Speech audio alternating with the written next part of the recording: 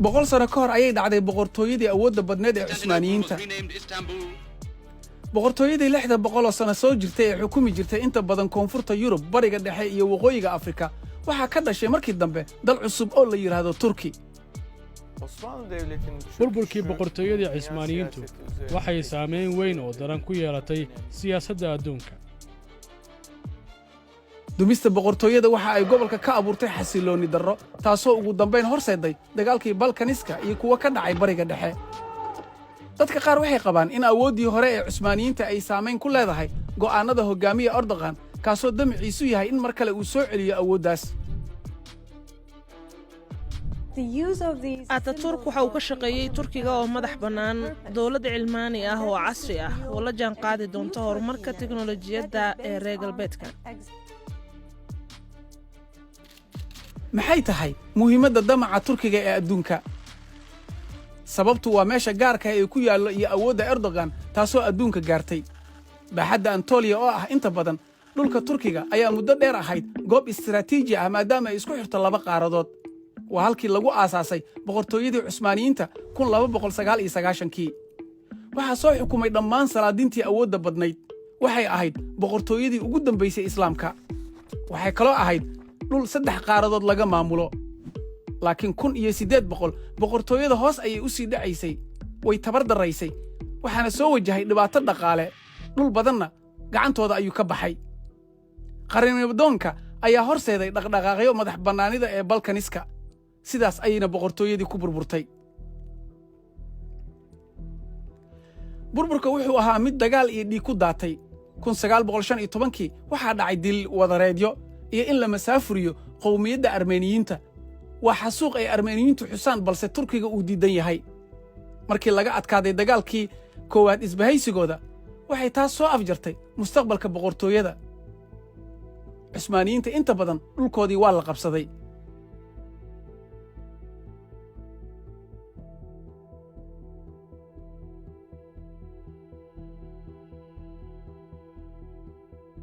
Osmanlı Devleti'nin çöküşünün dünya burburkii boqortooyadii Cismaaniyiintu waxay saameyn weyn ku yeelatay siyaasadda adduunka, waxayna asal ahaan horseeday abuurista waxaan u naqaano dawladda ama qaranka maanta jira ee bariga dhexe iyo Balkaniska. boqortooyadii Cusmaaniyiinta waxaa beddelay dal Turki la yiraahdo oo uu bilaabay Mustafa Kemal oo ahaa taliye ciidan oo heybad lahaa. wuxuu ka hor yimid xukunkii gumaysiga. 1919kii ayuu qaaday dagaalkii xorriyadda. guushiisa military waxay horseeday inuu dhiso dalka aan hadda u naqaan Turkiga. farqiga ugu weyn ee u dhexeeya Ataturk iyo madaxweyne Erdogan waa inuusan Erdogan u arkin in Turkiga qayb ka yahay midowga Yurub iyo ilbaxnimada reer galbeedka. Oktoobar 1923kii Turkiga wuxuu noqday jamhuuriyad. ra'iisul wasaarihii ugu horreeyayna wuxuu ahaa Mustafa Kemal. wuxuuna caan ku ahaa magaca Ataturki, aabbihii Turkiga. waxaana bilowday in la casriyeeyo dalka. macaahidda Islaamka ayaa la xiray. alifbeetadii afka Carabiga Laatiin ayaa lagu beddelay. waxaa la dhiirigeliyey labiska reer galbeedka. haweenka xuquuq badan ayaa la siiyey, oo ay ku jiraan inay codayn karaan, la dooran karo, iyo inay wax dhaxli karaan.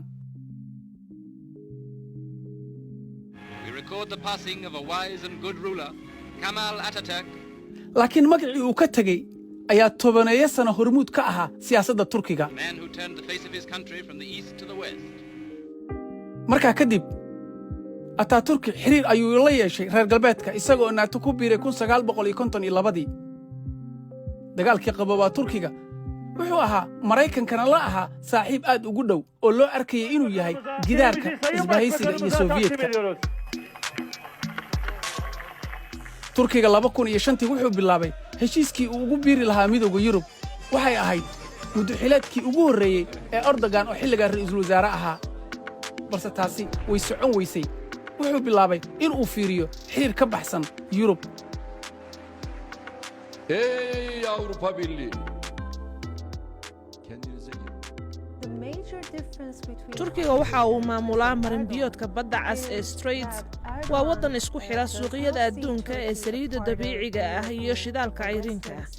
waxaa kale oo uu juqraafi ahaan u dhow yahay goobaha colaaduhu ka jiraan.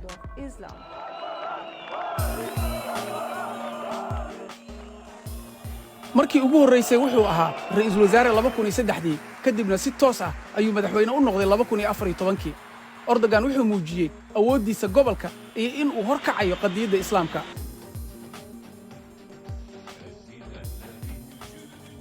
2017 wuxuu dirqi ugu guulaystay afti uu awooddiisa ku fidinayay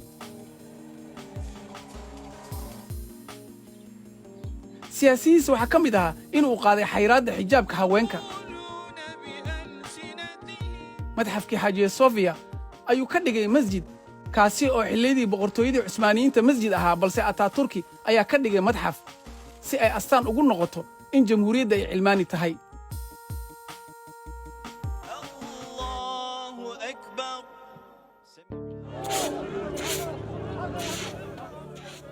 tallaabooyinka Erdogan ee uu ku beegsanayo kurdiyiinta iyo LGBT ayaa keentay in lagu dhaliilo in uu burburinayo dhaqankii Turkiga ee ahaa dal cilmaani ah oo dimuqraadi ah una u dhaqmayo sidii salaadiintii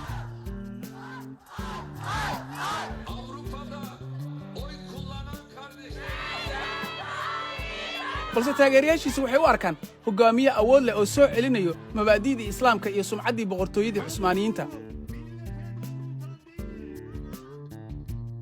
sidoo kale wuxuu dunidu ku leeyahay taageerayaal diimeed Erdoğan'ın her seçim zaferi arkasından gelen guulihiisa doorashada waxaa looga dabaaldegay magaalooyinka Turkiga, Gaza, Dimashq, Baghdad iyo qaybaha kale ee caalamka islaamka İslam dünyasının dört bir tarafının sevinçle karşıladığı bir şey olarak Erdoğan'ın seçim zaferi.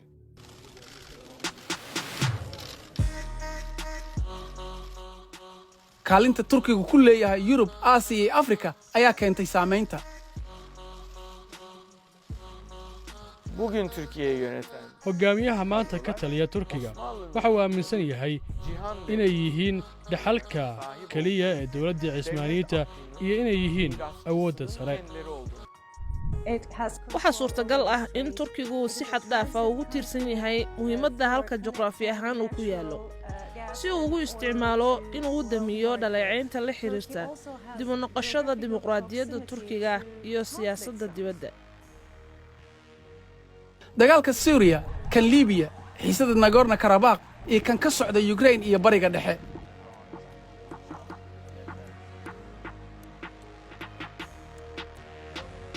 maamulka Erdogan waxa uu aad u jecel yahay inuu isticmaalo fursadaha halka uu ku yaal sidaa darteed Turkiga si toos ah ayuu u yahay murashax si uu u noqdo waddan dhexdhexaadiya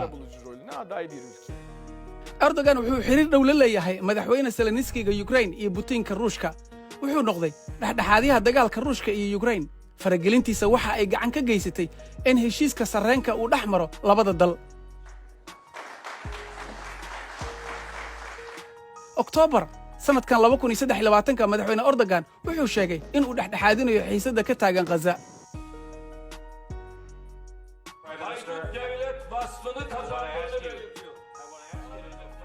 wuxuu ahaa taageero muddo dheer qadiyadda Falastiin isagoo isaga baxay 2009 shirkii Davos kadib markii ay kululaatay doodii Gaza ee isaga iyo madaxweynihii Israa'iil Erdogan wuxuu taageersan yahay in xalka dagaalka tobanaanka sano socday uu ku jiro laba dal muddadii uu joogay Erdogan wuxuu sare u qaaday awooddii militari ee Turkiga dibadda ku leeyahay wuxuu xoojiyey xiriirka ganacsi ee Shiinaha, Ruushka, Hindiya iyo tan diblomaasiyadeed ee qaaradda Afrika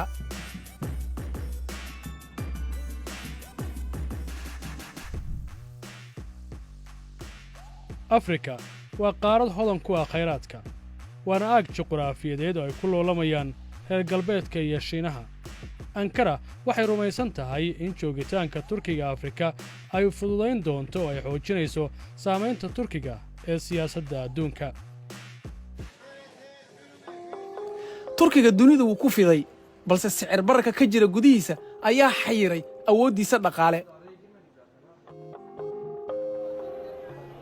sanadihii dhawaa diiwaanka xuquuqda aadanaha ee dalka ayaa saamayn ku yeeshay xiriirkiisa reer galbeedka balse xaaladda kalama cadda codsiga Turkiga ee ku biirista midowga Yurub guuldarro ayaa laga yaabaa inuu ku dambeeyo balse midowga Yurub waxay ku tiirsan yihiin sida Turkiga uu xakameeyo qaxootiga Yurub ku qulqulaya waxaan rumaysanahay in ka hor erdogan uu turkigu wax badan ka arki jiray bariga laakiin turkigu waxa uu ogaaday in dhexda galbeedka iyo bariga awood u leh inuu la hadlo labadaba waxay leedahay faa'iidooyin badan iyadoo uu yahay erdogan hoggaamiyaha turkiga ayaa haddana caqabadaha waxay noqon karaan sidii uu ku sii wadi lahaa saamaynta dhulkii cusmaaniyiinta iyo inuu isu dheellatiro xidhiirka uu turkigu la leeyahay isbahaysigiisa reer galbeedka